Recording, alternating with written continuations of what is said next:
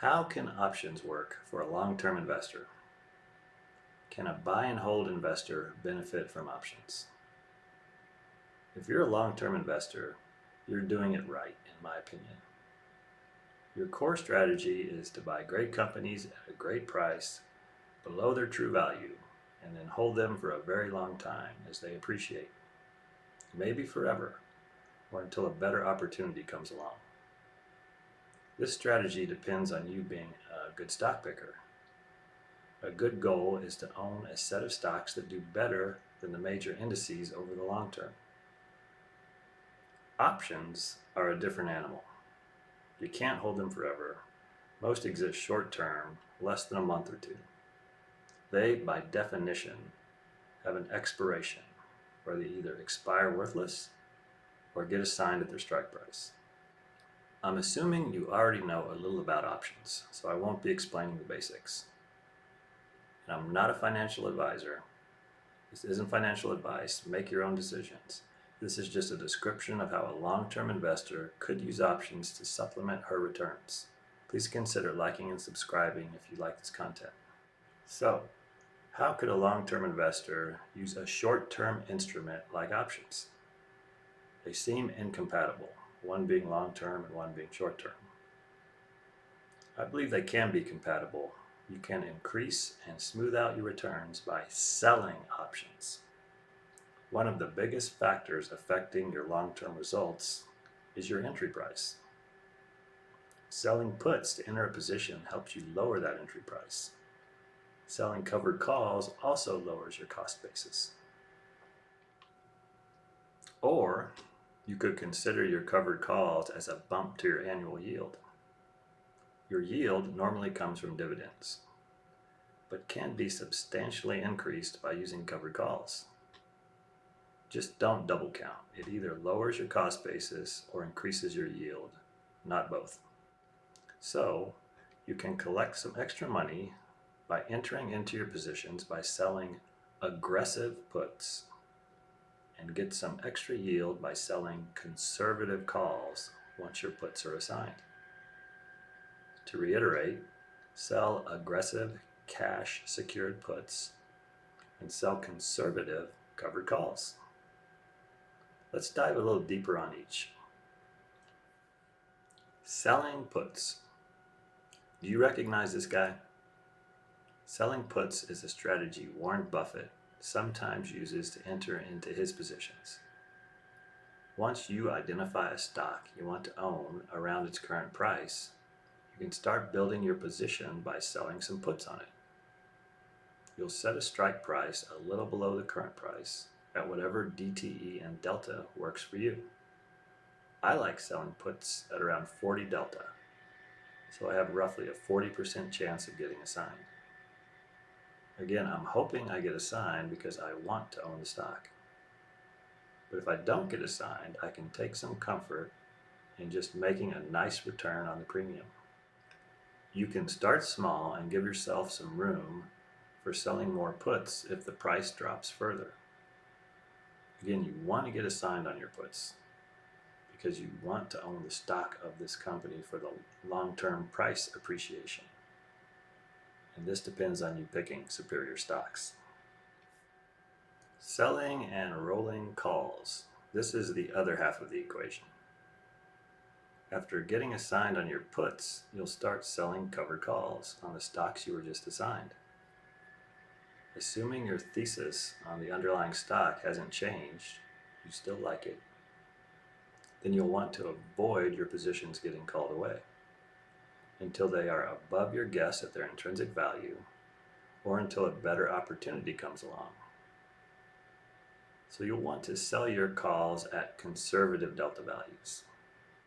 10 to 20 is the sweet spot for me usually, with something between 30 and 60 days to expiration. If the stock moves up and is in danger of getting called away, and you still want to own the stock at the strike price of the call, then it's time to roll up and out. I'll try to roll up and out where I still get a credit while keeping the delta low. This may require rolling out far into the future, which I don't mind because I want to own this stock for the long term. This is against the grain of a common way people use options, which is to earn steady income. You may need to roll your calls out for several months or even years, where you'll earn no additional income. But take comfort in knowing you'll continue to own the stock and collect any dividends and participate in more price appreciation up to your new, much higher strike price. And there's a good chance you'll be able to roll down and in at some point to an expiration not so far in the future. This is very similar to the popular wheel strategy, modified with a very conservative call strategy, and lots of rolling your calls up and out when they're in danger. Much of your gains will depend on your underlying stocks, appreciating in value rather than from option premium collected. If your stocks fall after rolling up and out, you'll want to watch for opportunities to roll down and in. Now it's time for a real-world example. Here's a chart of Moderna from October 2021 to April 2023. It's a stock I'd like to hold for the long term. It's possibly too volatile for some long-term investors. It has a high IV. As you can see from the chart, it goes through some big swings in price. It's one of Steve Weiss's favorites from CNBC. We'll look at all my individual Moderna transactions in a minute from a spreadsheet over the last couple of years. But first, a summary of what has happened. I jumped the gun and initially sold a put too early during a big down move. I got assigned at 260. Don't expect to be very good at timing the market. I lowered my cost basis with covered calls and more puts and eventually was assigned again at 160. The second assignment was at a much lower strike but still significantly above the price at the time, which was bad for me. By selling options, I've lowered my cost basis from 210 to 148 if I want to close out today, or 139 if I want to wait until my current calls expire in July.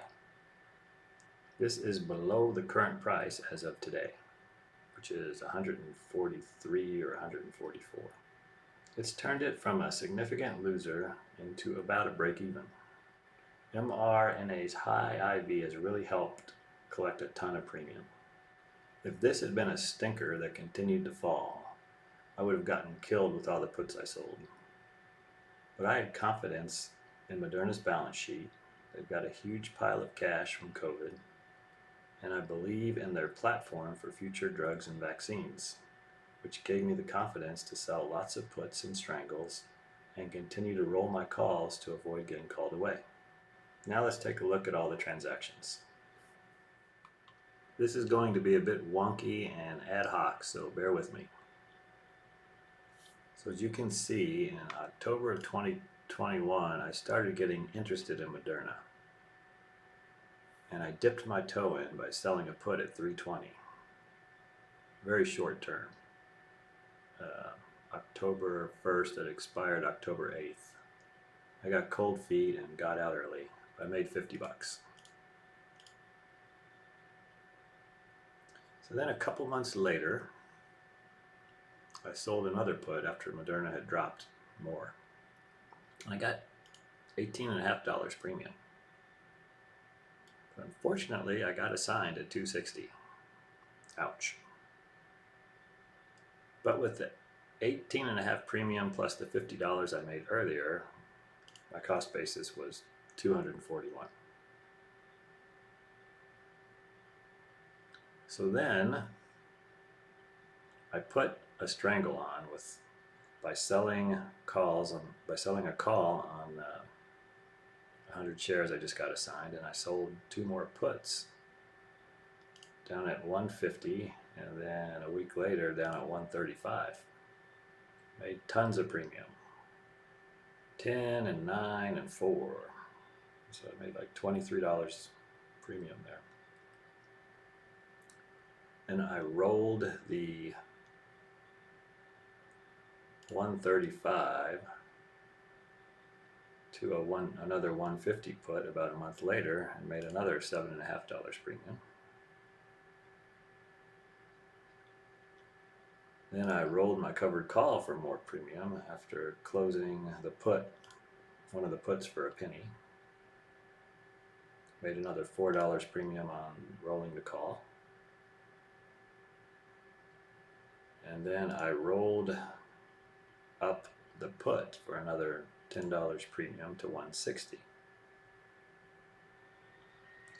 And at this point, at the May expiration, I got assigned at 160. But I'd lowered my cost basis to 178 at this point. Now, sadly, Moderna was all the way down to 136 here. So I was down $42 a share. But I would have been down $74 a share without all the option premium. And the average cost of 210 comes from my two strike prices that I was assigned, 260 plus 160 divided by 2. So now I've got 200 shares. So I sold a covered call at 180 just above my cost basis, which isn't necessary. You hear a lot of people say always sell your calls above your cost basis, but that's not really true. You can go below your cost basis. Just make sure you monitor it and roll it up if it looks like it's going to get breached. Or if your thesis have changed, let it get called away below your cost basis. It's not the end of the world. But anyway, I also sold another put at 120, so I've got a kind of a strangle on. I rolled out the put for another $8 premium, 10 minus 2. Then a month later, I closed it out for a nickel. Then Moderna was on an upward trend, and I was worried about getting my 180 called away, so I rolled it up for a $3 credit to 200 out to the August expiration. Then I just did what you'd call a normal roll a month later for another $3 premium out to September.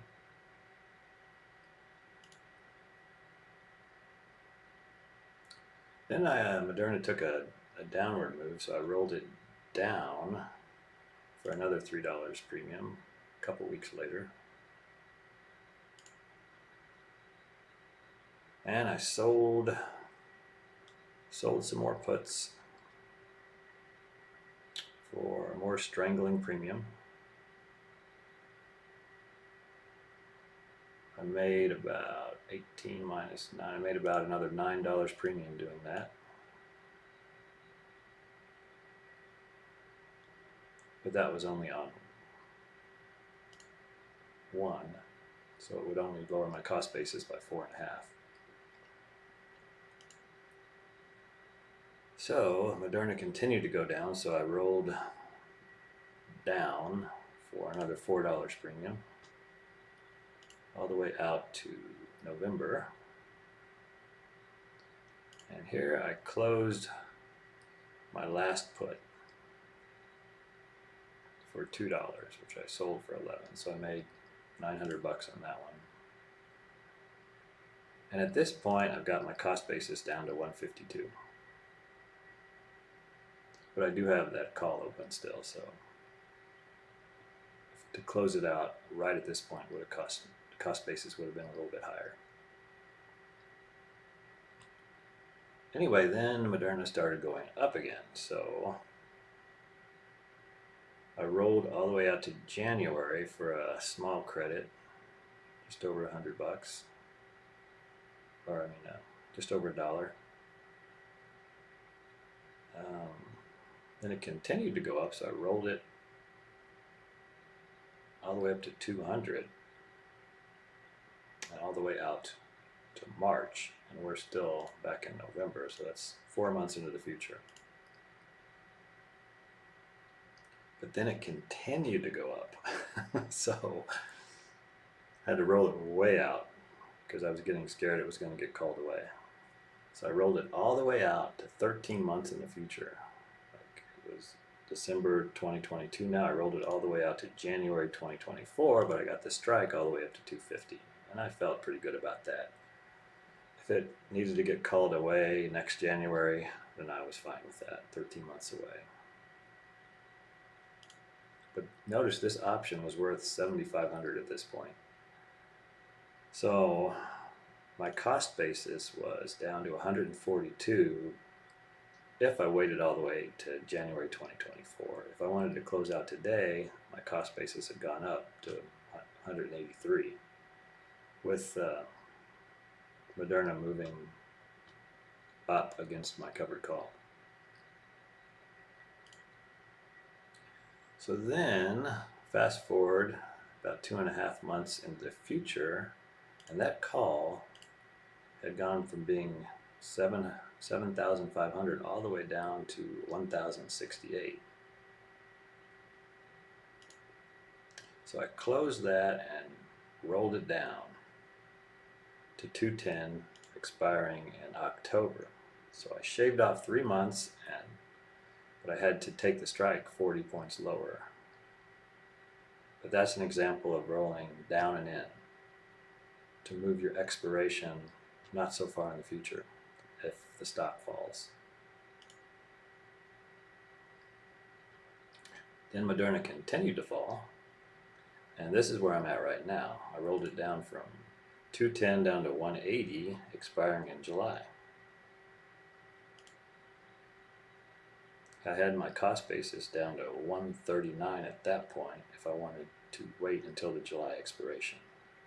However, that call has gone, actually this was as of Friday, so it's actually probably gone down back to about its initial purchase, so that's a little too high. But my cost basis is about 144, I think, right now, if I wanted to close it out, but I don't, because I want to hold Moderna for the long term.